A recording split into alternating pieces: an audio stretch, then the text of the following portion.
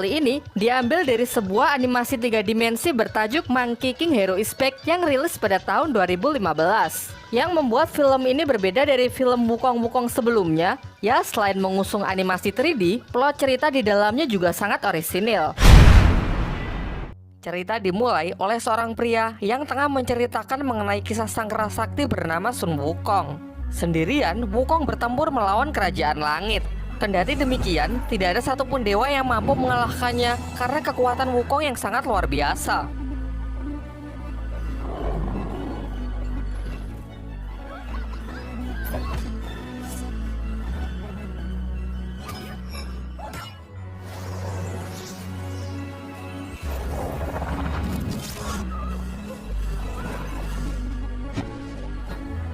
Sampai pada akhirnya sang Buddha pun turun tangan dan berhasil menyegel Wukong di dalam Gunung Lima Jari hingga 500 tahun pun berlalu. Selanjutnya kita diperlihatkan pria tersebut yang tengah dalam perjalanan bersama rombongannya. Namun secara mengejutkan, tiba-tiba mereka diserang oleh sekelompok siluman termasuk pria yang sebelumnya. Sadar bahwa ia tidak bisa melakukan perlawanan, istri dari pria tersebut menjatuhkan dirinya ke jurang bersama bayi yang digendongnya. Sin kemudian berpindah ke seorang kakek yang tengah minum di pinggir sungai. Secara tidak sengaja, ia melihat seorang bayi yang tengah hanyut di sungai, kemudian menghampirinya dan memutuskan untuk merawatnya. Singkat cerita, 10 tahun telah berlalu dan bayi tersebut kini telah tumbuh besar. Oleh kakek yang menemukannya, ia diberi nama Jiang Liu'er. Karena Liu'er sering mendengar kisah kehebatan dari Sun Wukong yang sangat melegenda, ia pun menjadi penggemar berat dari sang kerasakti tersebut. Di sini, ia bersama kakeknya adalah seorang biksu. Akan tetapi, Liu'er menyatakan ketidakpuasannya karena mereka cuma menghabiskan waktunya untuk mengemis dan membaca kitab sutra. Padahal ia jauh lebih tertarik untuk belajar kungfu, mengingat di dunia ini banyak sekali siluman. Namun sang kakek langsung memukulnya dan menyuruhnya untuk fokus saja menjadi biksu. Tak lama setelah itu, tiba-tiba sekelompok siluman menyerang desa mereka. Dengan brutal, siluman-siluman ini menyerang warga desa dan menculik para anak-anak. Ketika salah seekor siluman mencoba membawa lari seorang bayi perempuan, untunglah Liu'er datang untuk menyelamatkannya. Begitu ada kesempatan, Liu'er langsung mengamankan bayi tersebut, sehingga kini para siluman pun mengejarnya. Hal ini membuat ia berpisah dengan sang kakek, karena ia harus mencari tempat yang aman untuk berlindung.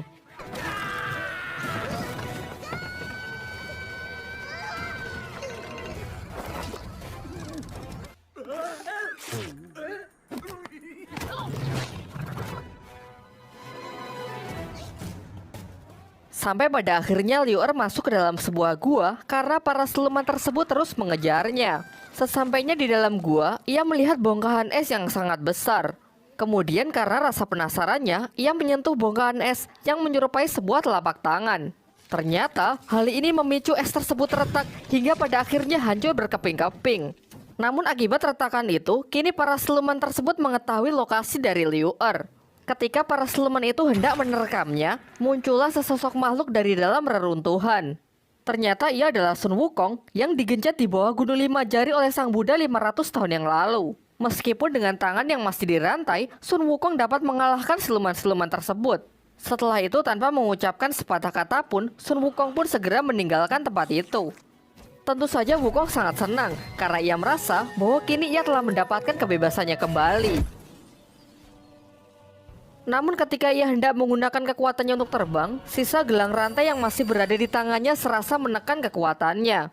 Gelang itu sangat kuat yang tidak mampu ia hancurkan menggunakan cara apapun.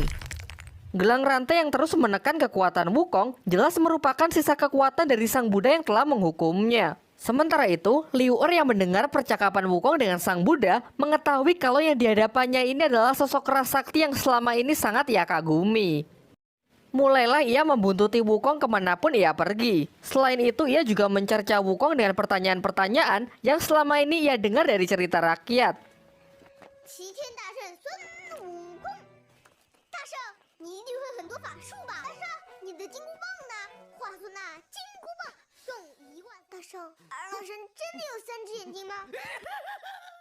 Tiba-tiba, mereka diserang oleh Dewa Batu yang memang diutus sang Buddha untuk menjaga tempat Sun Wukong. Meskipun di hadapannya adalah Sun Wukong, namun Dewa Batu sama sekali tidak takut karena ia mengetahui bahwa gelang yang di tangan Sun Wukong itu masih menekan kekuatannya.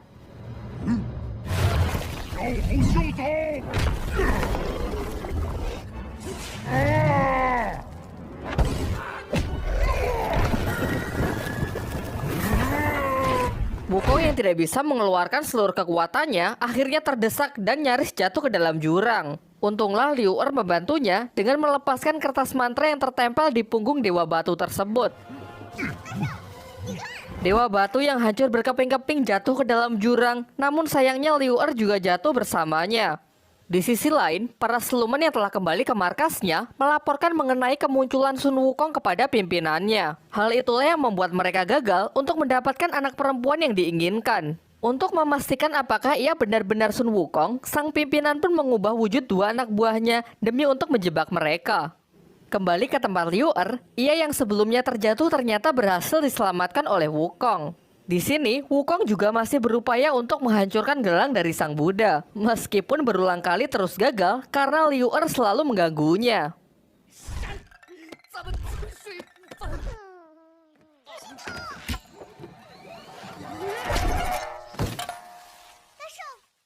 Tiba-tiba, Liu Er merasa kalau ada orang yang sedang mengawasinya. Ia mengikuti instingnya yang membawanya ke sebuah kuil. Di dalam kuil tua itu, ia menemukan seseorang yang tengah menyamar menjadi patung Buddha.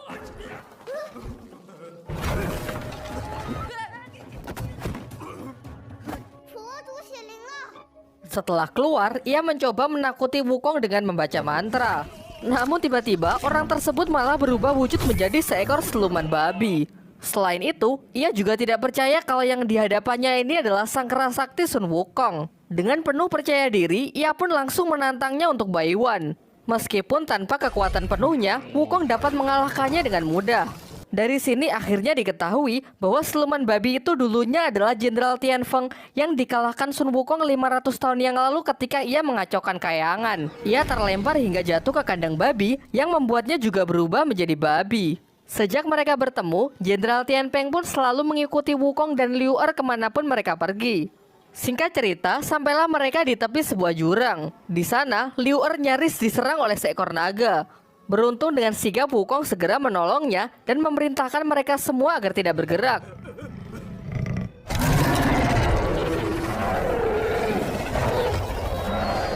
Tidak lama setelah itu, akhirnya naga itu pun meninggalkan mereka. Namun kemudian Wukong memarahi Liu Er karena telah mengusik sang naga yang dapat membahayakan keselamatannya sendiri. Dan karena masih merasa kesal, Wukong pun langsung menarik telinga Tianfeng dan berniat untuk menjatuhkannya ke dalam jurang sebagai makanan dari monster naga. Tiba-tiba sang monster naga muncul kembali, namun kali ini ia tidak melakukan penyerangan dan langsung pergi meninggalkan mereka. Dengan menyaksikan sang naga yang sedang terbang bebas di angkasa, Wukong pun menjelaskan arti kebebasan yang sesungguhnya kepada mereka. Setelah menyelesaikan pidato singkatnya, Wukong pun memutuskan untuk mengantarkan Liu Er dan gadis kecil itu untuk kembali pulang. Di sisi lain, sang kakek ternyata masih hidup dan kini berkelana untuk mencari keberadaan Liu Er. Kembali ke tempat Liu Er, karena hari sudah menjelang malam, mereka pun memutuskan untuk berhenti di sebuah penginapan. Dan tentu saja, penginapan ini adalah jebakan dari para siluman yang sebelumnya telah menyamar menjadi manusia. Meskipun Liu Er dan Jenderal Tianfeng tidak menyadarinya, namun Sun Wukong tidak sedikit pun menurunkan kewaspadaannya. Singkat cerita, mereka pun sepakat untuk menginap karena memang hari sudah larut malam. Sebelum tidur, Liu Er berjanji kepada Wukong bahwa nanti ketika ia kembali, ia akan lebih serius dalam mendalami ajaran Buddha. Kemudian ia akan memohon kepada sang Buddha agar kekuatan Wukong bisa dikembalikan.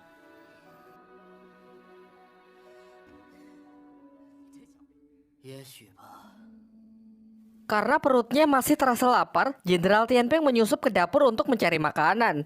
Namun salah satu dari siluman menyadari hal tersebut dan hendak membunuhnya. Beruntung secara tidak sengaja, Jenderal Tianfeng berhasil membuat siluman itu jatuh pingsan. Karena tidak ingin ketahuan, dengan cepat ia langsung mengubah wujudnya agar bisa mengelabui wanita pemilik penginapan. Si wanita sama sekali tidak curiga dengan Tianfeng dan dengan santai ia malah menceritakan rencananya untuk bisa menculik bayi perempuan yang dibawa Liu Er. Jenderal Tianfeng yang kini telah mengetahui rencana jahatnya mencoba untuk melarikan diri. Namun si wanita terus menahannya hingga ia tidak bisa mempertahankan perubahan wujudnya lebih lama lagi. Beruntung Sun Wukong datang di waktu yang tepat karena memang ia sudah curiga sejak awal. Seketika hawa jahat pun langsung bergejolak karena bala bantuan siluman kini telah tiba.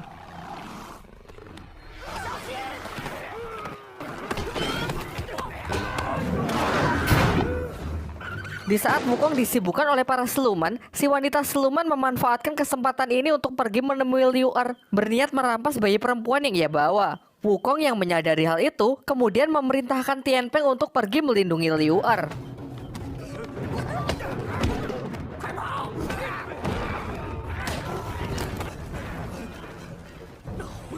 Keadaan semakin memburuk karena pimpinan dari para siluman itu juga datang ke tempat tersebut. Dengan ilmu sihirnya, ia mampu memperkuat para siluman. Namun Wukong dengan tongkat bambunya masih belum kalah. Sendirian, ia masih mampu mengatasi mereka semua.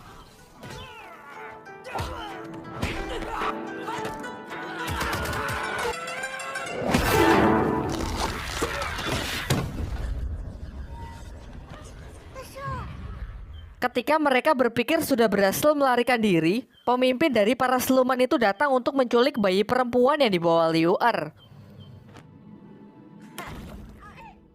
Jelas Sun Wukong yang masih belum bisa menggunakan kekuatannya dapat dikalahkan dengan sangat mudah.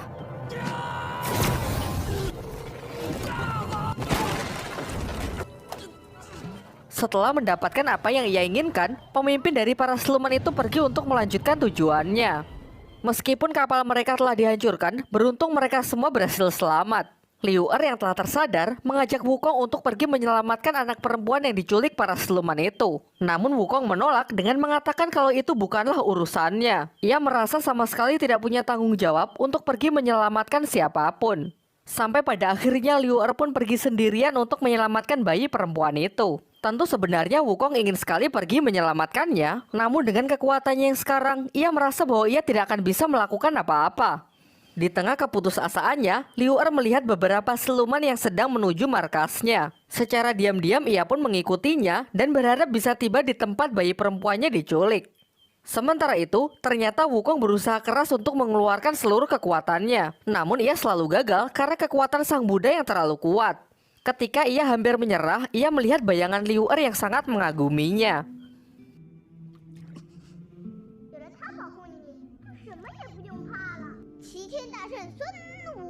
Ia pun juga mengingat mengenai kejayaannya di masa lalu, di mana tidak ada satupun dewa maupun siluman yang mampu menandinginya. Kini Wukong pun berhasil bangkit dan mengajak Tian Peng untuk pergi menyusul Liu Er.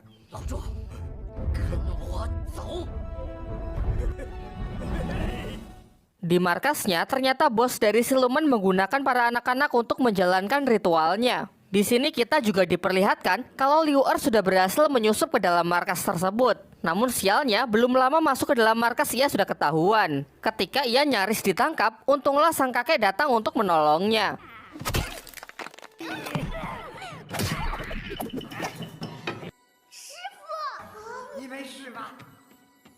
Di sana mereka berdua nyaris terjatuh, untunglah mereka terjatuh di atas kurungan anak-anak.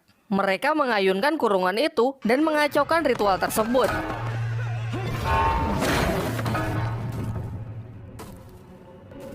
Tentu hal ini membuat pimpinan dari para siluman itu marah dan bertanya kepada Liu Er di manakah Sun Wukong. Karena ia yakin bahwa Sun Wukonglah dalang dibalik semua kekacauan ini. Ketika Liu Er hampir dibunuh, untunglah Wukong bersama Tian Peng datang dengan menaiki monster naga.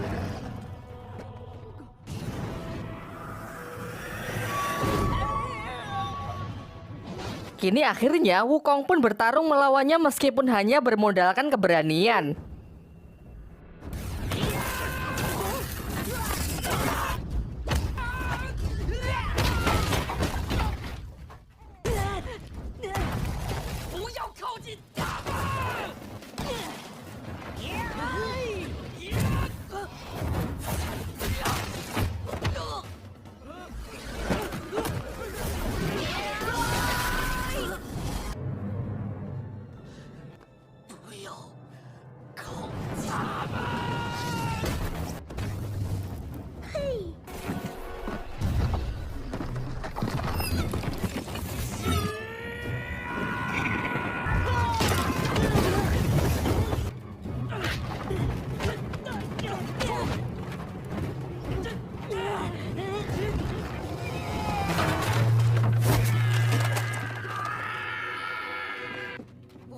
Ketika Wukong dan Liu Er merasa sudah menang karena sang pemimpin siluman telah terjatuh ke dalam jurang, terjadilah gerhana matahari total yang membuat bangkitnya monster di dalam dirinya. Akibatnya ia mengamuk dan menyerang Liu Er secara membabi buta.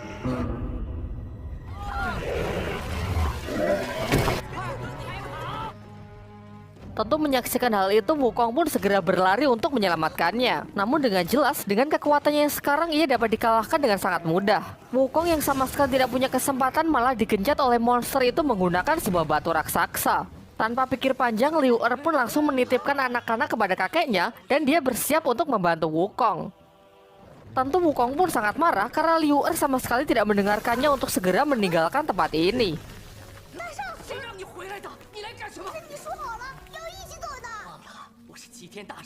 Tanpa mendengarkan peringatan dari Wukong, Liu Er pun langsung mencabut sebuah kayu dan berusaha untuk melawan sang monster. Pada awalnya, ia cukup sukses untuk mengalihkan perhatian monster itu agar Wukong dapat selamat. Namun keadaan menjadi semakin memburuk karena monster itu dengan cepat menyerang Liu Er. Dan ketika Wukong terbebas, ia pun sudah terlambat karena monster itu telah menghancurkan tebing di mana Liu Er berpijak.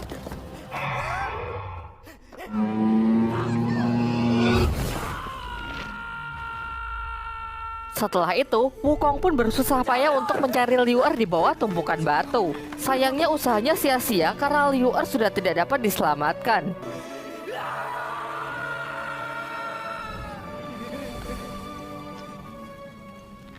Hal ini memicu emosi Wukong yang sangat tinggi yang memaksanya mengeluarkan seluruh kekuatannya. Kini segel sang Buddha yang berada di tangannya pun hancur yang membuatnya bisa menggunakan seluruh kekuatannya kembali.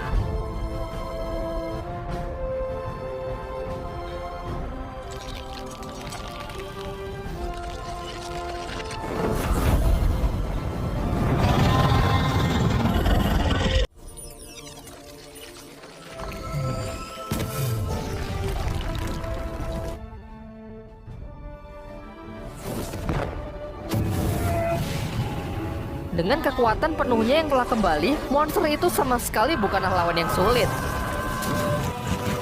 Setelah monster itu hancur, serta gelang sang Buddha yang telah hilang sepenuhnya, terdengar suara Liu Er yang memanggil Wukong dari belakang.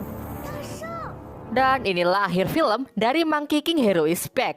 Namun tidak sepenuhnya berakhir, karena pada post credit scene, kita kembali diperlihatkan kelanjutan dari film ini. Liu Er yang ternyata selamat dan berhasil mengembalikan anak-anak kepada orang tuanya masing-masing. Sementara Sun Wukong tidak diceritakan ya, mungkin saja dia kembali ke Gunung Wakwo.